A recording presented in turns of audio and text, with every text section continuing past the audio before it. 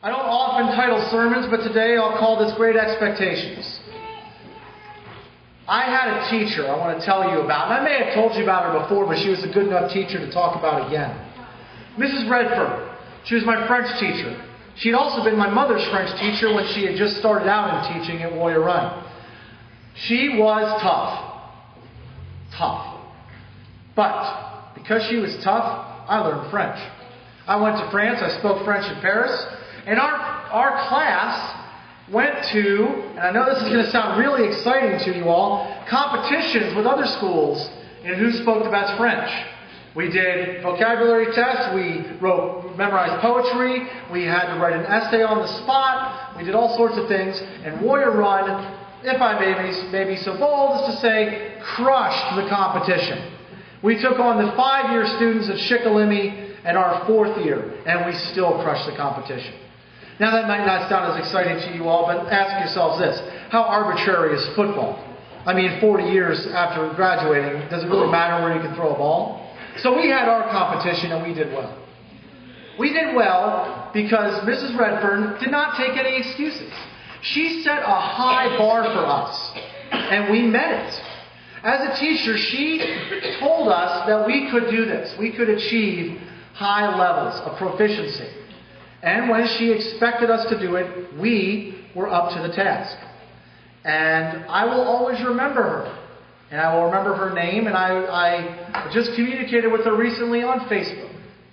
By contrast, there was a teacher I vaguely remember in high school from physics. He was the kind of guy who wanted to be a basketball coach, so he went into teaching. And because he was a teacher, he got to coach basketball. He wanted to be buddy-buddy with all the basketball players. He was in his mid-20s and, wanted to be the friend and the cool guy and the cool teacher. And to this day, I cannot tell you a single thing I learned in high school physics.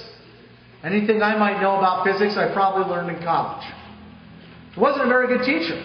I'm sure there's plenty of students who remember him because he was fun and probably remember basketball stuff, but as a teacher, he set no expectations for us, and that's exactly what we meant. That's what I want to talk about today. Expectations of ourselves, of others, and of God. Now, I know that I run the risk here of sounding like a generic self-help guru, and you can find this thought in any number of hundreds of books in the self-help section of a bookstore. But I found myself saying these words very recently to a close friend who was talking about quitting a bad habit. And I said this: whether you think you can or you think you can't, you're probably right. Now I realized as soon as I said that I sounded like a bumper sticker. I sounded very cheesy and cliche. But you know what? Some cliches are cliches because they're true. When we expect little of ourselves, that's exactly what we will get. And when we expect much out of ourselves, we will reach harder to get it. That can be true in every aspect of one's life. Whether it's quitting smoking, getting well educated, being physically fit, or our dedication to being disciples of God. We will find time in our days for all sorts of things. Do we expect ourselves to grow in devotion and discipleship to God? Finding time each day for prayer, devotion, reflection. Finding time for service to others. Whether we think we can find that time, or we think we can't possibly find that time, we're probably right. Moving beyond ourselves, though, I want to also pose the question today, what do we expect from others? I cited a teacher whose job it was to set expectations for others. But in society where we don't always have those kind of authority situations over one another, there's a real mixed bag of what it is we expect from other people. I find that most highlighted and most paradoxical and kind of strange during this time of year. It is the holiday shopping season. And it is a very strange balance between generosity and miserableness. And what I mean by that is, we go out as a society, as a culture, to buy gifts for those we love, to show our appreciation and our love by our generosity. And we go out to shop to find just the right things. That's a good thing. That's a loving thing. It's a generous thing. But in doing so, look at what we turn into collectively. I mean, you know that nothing in this country has ever happened the day after Thanksgiving of any note because the news won't be there. Because the day after Thanksgiving every year, the news media inundates us with stories about Black Friday. How early people got up. How long they were waiting in line at the electronics store the night before. Now, the season is going into Thanksgiving Day. Kmart, I think, is open all Thanksgiving Day. So, forget spending time with your family and being thankful for them. You need to get 20% off the TV. Go wait in line. Do I sound bitter? Yeah, because I've been part of this from time to time. The callousness that we have ingrained in ourselves in this time then manifests itself in our expectation that everybody out there is supposed to wait on us. Look at the attitudes in the retail stores right now. If there's a long line, or if a clerk makes a minor mistake, how we're just, and even if somebody isn't outright nasty, the attitude is there. Each year we see the story of wherever the big violent altercation was. This year Wisconsin had a major incident and the police were called to quell a riot in a retail store. A couple of years ago, people were trampled to death at a Walmart for Christmas shopping. Happy birthday, Jesus. To honor your birth and presence among us, I elbowed a grandma in the face so that my kid would get the last of this year's fad toy that by March they won't even care about.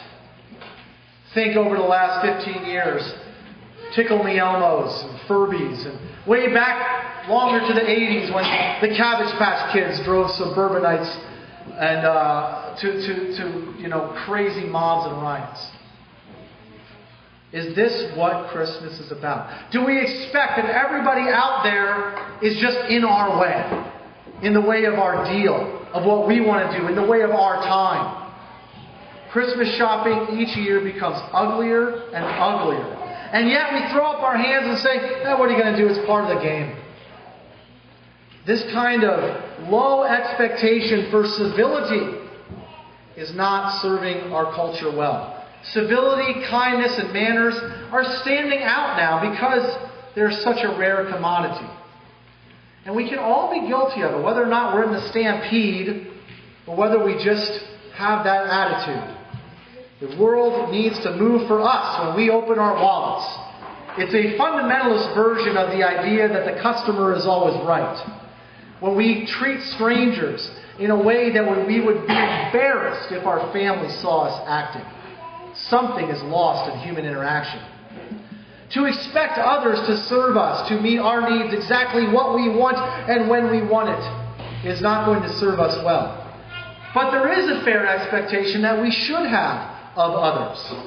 We can expect others to be respectful and kind. Civility fades because no one is called to account.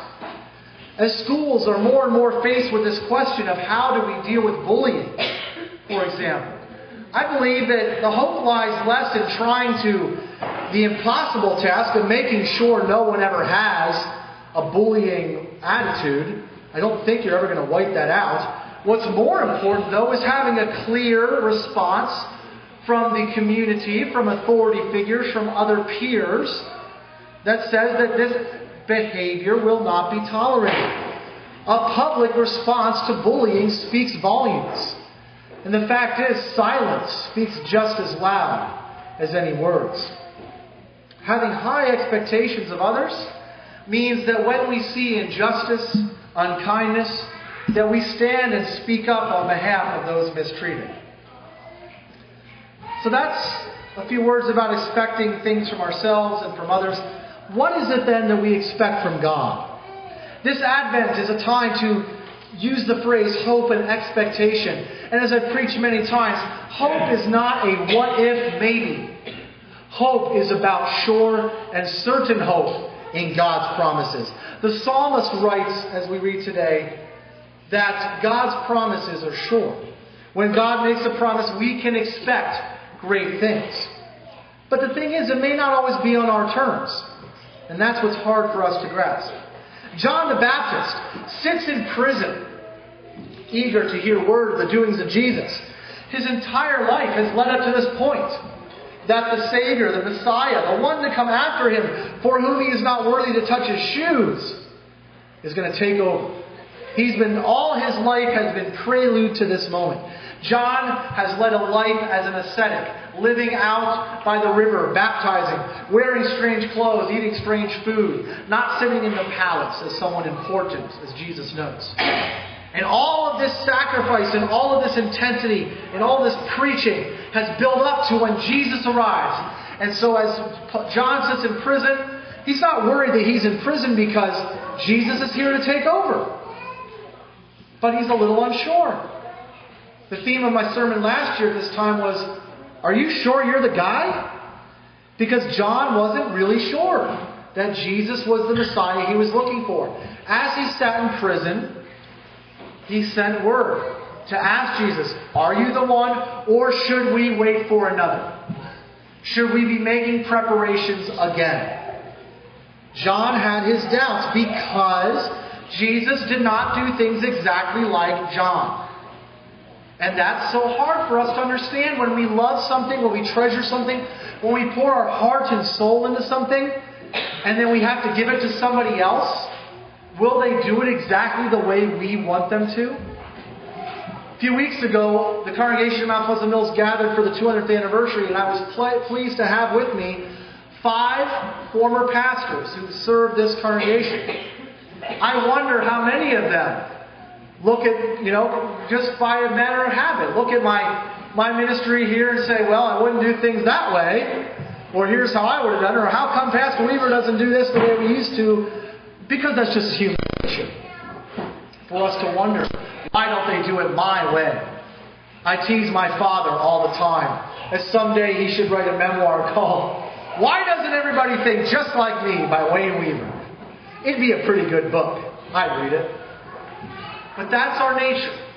John the Baptist fell to that same pride. Jesus was the Messiah, but he wasn't doing it the way John wanted. So he asked him, are you sure it's you? Because if not, I need to start working on preparing for another, even from prison. But God's terms may be different than what we expect. Our lives as Christians can lead us to the same frustration and doubt. We know we should trust God, but what if our prayers aren't being answered the way we hoped, or in the timeline we had hoped? Like John the Baptist, we may also cry out to God and wonder, is this what you want? Is this what God intends? Are you the one to put my hopes in? When that happens, we must ask ourselves, are we looking to our own expectations, or are we judging God's expectations? Advent is to be a time of waiting, watching, preparing, hoping. And it's one where we expect the Messiah. Whose standards shall we use? Our own or God's? We can speak of our expectations of God by our own terms, set by our own individual desires and impatience. Or we can look to the prophet Isaiah, who had a vision of the expected Messiah, who laid out a vision that goes beyond our own. Because you see, the beauty is God's expectations are even greater than ours. Just a few weeks ago, I preached on Christ the King Sunday about how the thief hanging next to Jesus asked that Jesus would simply remember him in his kingdom. And what Jesus promised him was so greater. He said, there will be a place for you in this kingdom. Isaiah's vision is a glorious one. A kingdom where peace reigns so much as the norm that even the lion will lay down with the lamb. It is a vision that hopes, not in maybes or what ifs, but in certainties. And I know this to be true. It is a vision of a kingdom where God goes well beyond our expectations and grants us far beyond what we would ever imagine. Wait and watch. This Messiah is the one. And God's kingdom will surpass what you and I could ever even possibly dream of. Amen.